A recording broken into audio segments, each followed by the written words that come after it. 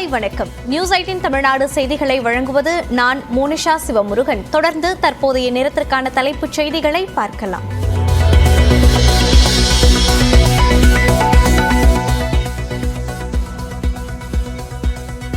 மேலிட உத்தரவில்லாமல் கலைஞர் கருணாநிதியை மத்திய அமைச்சர் ராஜ்நாத் சிங் புகழ்ந்திருக்க மாட்டார்.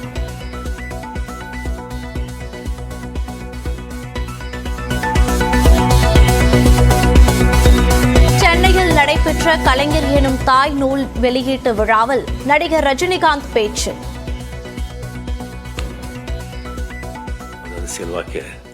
இப்போ ராஜ்நாத் சிங்கை ஒரு பத்தி ½ an hour அவர் பேசியிருக்காங்கன்னு சொன்னா அதை ராஜ்நாத் சிங் மட்டும் பேசிருக்க மாட்டாங்க. மேல இருந்து ஒரு உத்தரவு வந்திருக்கும்.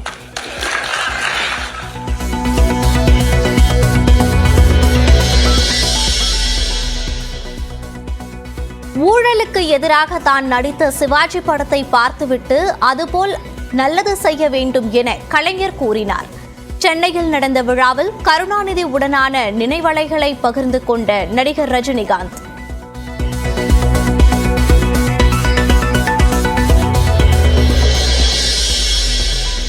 அமைச்சர் துரைமுருகன் உள்ளிட்ட மூத்த அமைச்சர்களை பள்ளி மாணவர்களுடன் ஒப்பிட்டு கலகலப்பாக பேசிய நடிகர் ரஜினிகாந்த்.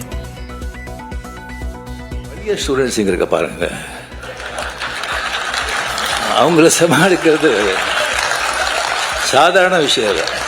இங்க ஏகப்பட்ட பழைய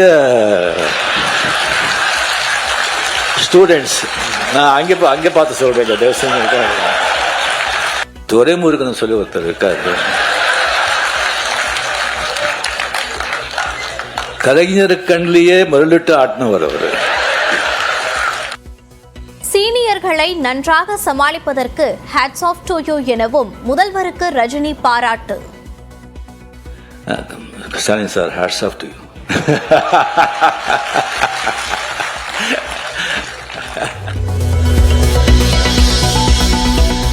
அமைச்சர்கள் குறித்த ரஜினியின் அறிவுரைகளை புரிந்து கொண்டதாக முதலமைச்சர் மு.க. ஸ்டாலின் பேச்சு. பயப்பட வேண்டாம், உஷாராக இருப்பேன் எனவும் பதில். அவர் சொன்னது அத்தனை நான் புரிந்து கொண்டேன்.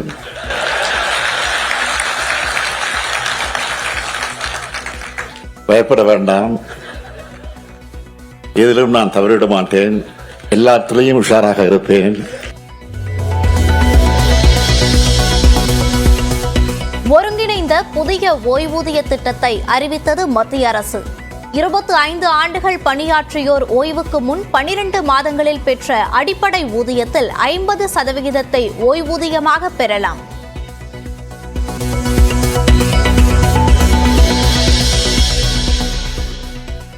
யாருடைய நம்பிக்கைக்கும் திராவிட மாடல் ஆட்சியில் தடையில்லை என அனைத்துலக முருகன் மாநாட்டை தொடங்கி வைத்த முதலமைச்சர் மு.க. ஸ்டாலின் பேச்சு. ஆலய வழிபாடுகளில் தமிழ் மொழி முதன்மை பெற வேண்டும் எனவும் வலியுறுத்தல். ஒவ்வொருத்தருக்கும் ஒவ்வொரு விதமான நம்பிக்கைகள் இருக்கும். அதுல உயர்வு தாழ்வு இல்லை. அந்த நம்பிக்கைகளுக்கு திராவிட மாடல் அரசு எப்பவும் தடையா இருந்தது இல்லை.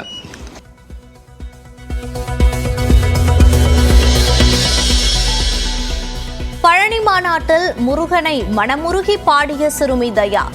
பாடலை கேட்டு பக்தி பரவசமடைந்த பக்தர்கள்.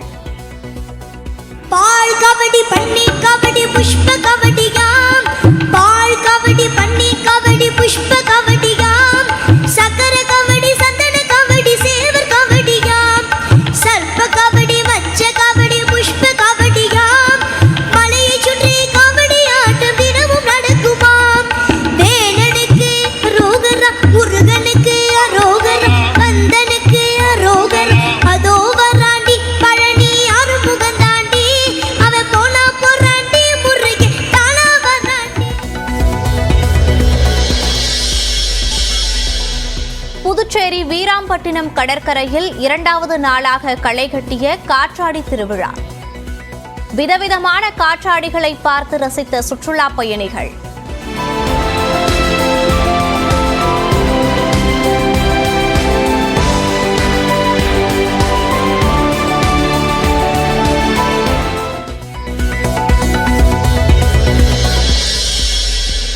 மிஸ் இந்தியா இந்தியா போட்டிகளில் பங்கேற்கும் இளம் பெண்களில் ஒருவர் கூட ஓபிசி, எஸ்சி, எஸ்டி பிரிவினர் இல்லை. மக்களவை எதிர்க்கட்சித் தலைவர் ராகுல் காந்தி குற்றச்சாட்டு. திமுகவில் உள்ள பழைய மாணவர்களை சமாளிப்பது சாதாரண விஷயமல்ல என்று ரஜினிகாந்த் கலகலப்பாக கூறிய நிலையில் இந்த விஷயத்தில் தான் எப்போதும் உஷாராகவே இருப்பதாக முதலமைச்சர் ஸ்டாலின் ரஜினிக்கு நகைச்சுவையாக பதிலளித்தார்.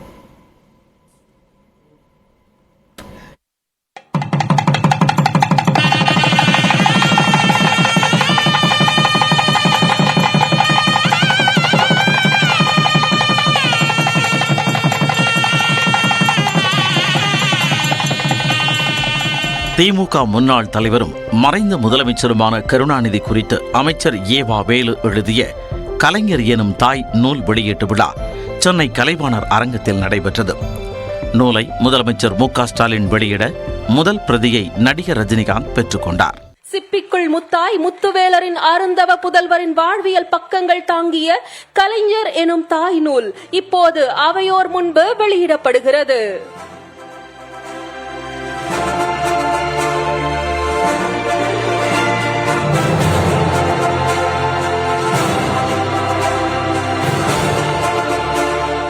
பின்னர் விழாவில் பேசிய நடிகர் ரஜினி, அனைவராலும் பாராட்டப்படுபவர் கருணாநிதி எனவும், கலைஞர் கருணாநிதி குறித்து மத்திய அமைச்சர் ராஜ்நாத் சிங் அரை மணி நேரம் பாராட்டி பேசியதையும் குறிப்பிட்டார்.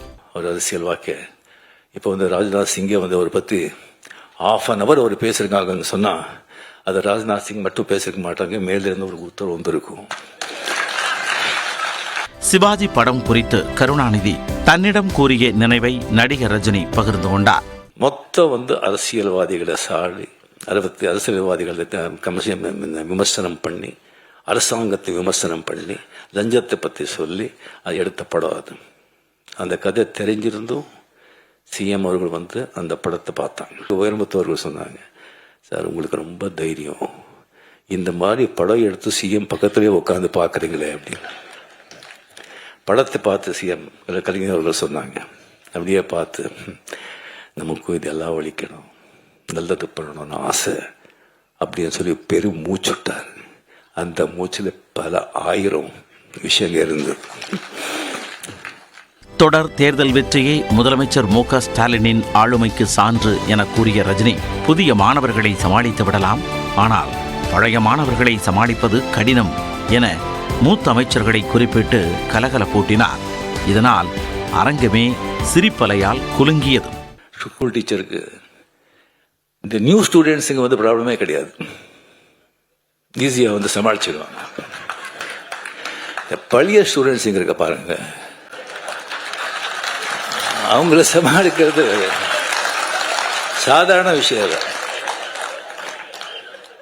இங்க ஏகப்பட்ட பழைய ஸ்டூடெண்ட்ஸ், நான் அங்கே பார்த்து சொல்றேன், ஏகப்பட்ட பழைய ஸ்டூடெண்ட்ஸ், அது சாதாரணமான பழைய ஸ்டூடெண்ட்ஸ் இல்லை,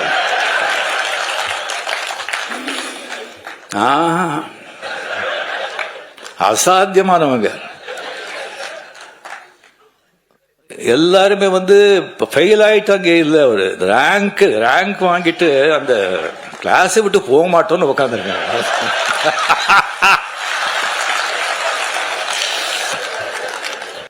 துரைமுருகன் சொல்லி ஒருத்தர் இருக்காரு, கலைஞர் கண்ணிலேயே மருளிட்டு ஆட்டினவர் அவரு. அவருக்கு ஏதாவது விஷயம் சொல்லி இப்படி போற, இப்படி பண்றோன்னே எப்படி இருக்கு, எப்படி நல்லா இருக்கு அப்படின்னு சொன்னா, அப்படியா சந்தோஷம் அப்படின்னு சொன்னா, அது என்ன நல்லா இருக்குன்னு சொல்லி சந்தோஷம் சொல்றாங்களா, என்னடா இப்படி பண்றீங்கன்னு சந்தோஷம் சொல்றாங்களா, ஒன்னும் புரியாது. ரஜினியின் பேச்சுக்கு பதிலளிக்கும் வகையில் பேசிய முதலமைச்சர் மு.க.ஸ்டாலின் தான் எப்பொழுதும் ஜாக்கிரதையாகவே இருப்பதாக குறிப்பிட்டார். இந்த நிகழ்ச்சிக்கு முத்தாய்ப்பு வைத்தது போல நம்முடைய சூப்பர் ஸ்டார் வருகை தந்து மனந்திறந்து என்னை ஊக்கப்படுத்தக்கூடிய வகையில என்னை விட வயது அவருக்கு ஒரு வயது கூட தான், அதனால அறிவுரையும் சொன்னார். அவர் சொன்னது அத்தனை நான் புரிந்து கொண்டேன்.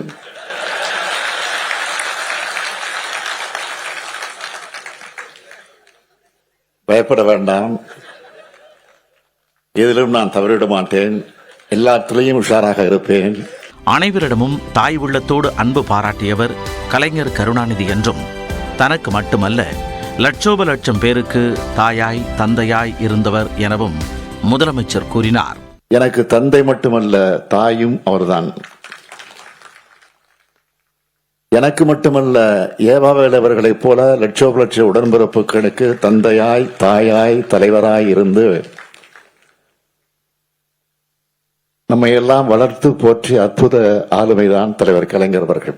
முன்னதாக நிகழ்ச்சியில் பேசிய அமைச்சர் ஏவாவேலு 1999 ஆண்டு வெளியான முதல்வன் திரைப்படத்தில் நடிக்க வேண்டும் என ரஜினிகாந்தை அணுகிய போது, தமிழ்நாட்டில் பெரியவர் கலைஞர் ஆட்சி செய்து கொண்டிருக்கிறார், எனவே முதல்வன் படத்தில் நான் நடித்தால் சரியாக இருக்காது என கூறி விலகியவர் ரஜினிகாந்த் என பாராட்டினார்.